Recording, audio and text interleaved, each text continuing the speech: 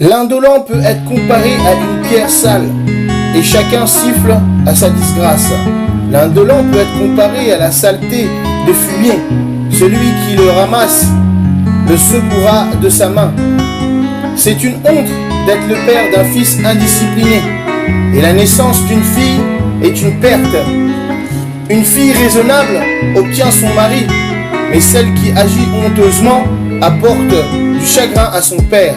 Une fille impudente déshonore son père et mari et sera méprisée par les deux.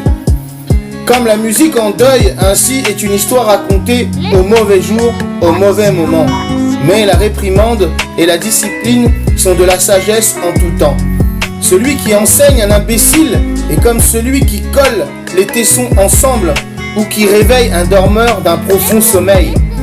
Celui qui raconte une histoire à un imbécile la raconte à un homme somnolent. Et à la fin, il dira qu'est-ce que c'est. Pleure pour les morts, car il leur manque la lumière. Et pleure pour le fou, car il manque d'intelligence. Pleure moins, amèrement, pour les morts, car ils ont trouvé le repos. Mais la vie du fou est pire que la mort. Le deuil pour les morts dure 7 jours. Mais pour un imbécile ou un impie, il dure toute sa vie.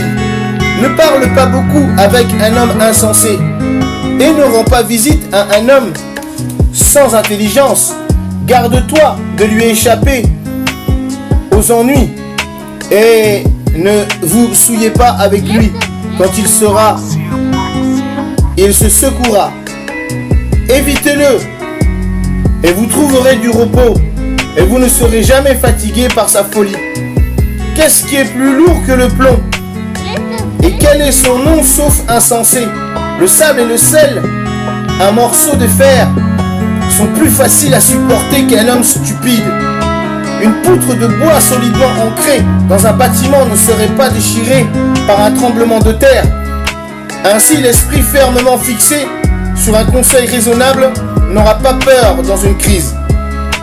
Un esprit fixé sur une pensée intelligente est comme la décoration de stuc sur le mur d'une colonnade.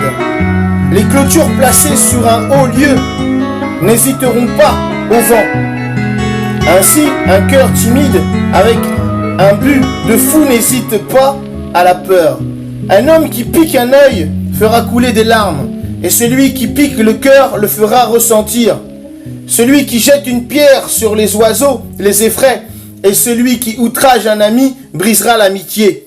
Mais si vous avez tiré votre épée contre un ami, ne désespérez pas, car un renouvellement d'amitié est possible. Si tu as ouvert ta bouche contre ton ami, ne t'inquiète pas, car la réconciliation est possible. Pour un outrage, arrogance, révélation de secrets, au coup perfide, dans ces cas, n'importe quel ami s'enfuira. Gagnez la confiance de votre prochain dans sa pauvreté, afin que vous puissiez vous réjouir avec lui dans sa prospérité. Veille sur lui au temps de l'affliction, afin que vous partagez avec lui son héritage. La vapeur et la fumée de la fournaise précèdent l'incendie, alors les insultes précèdent l'effusion de sang. Je n'aurai pas honte de vous protéger, un ami, et je ne me cacherai pas de lui. Mais si quelqu'un malheur devait arriver à cause de lui, celui qui l'entendra se gardera de lui. Qu'un protecteur soit mis sur ma bouche et un sceau de prudence sur mes lèvres, afin qu'il m'empêche de tomber, afin que ma langue ne me détruise pas. Afin que ma langue ne me détruise pas.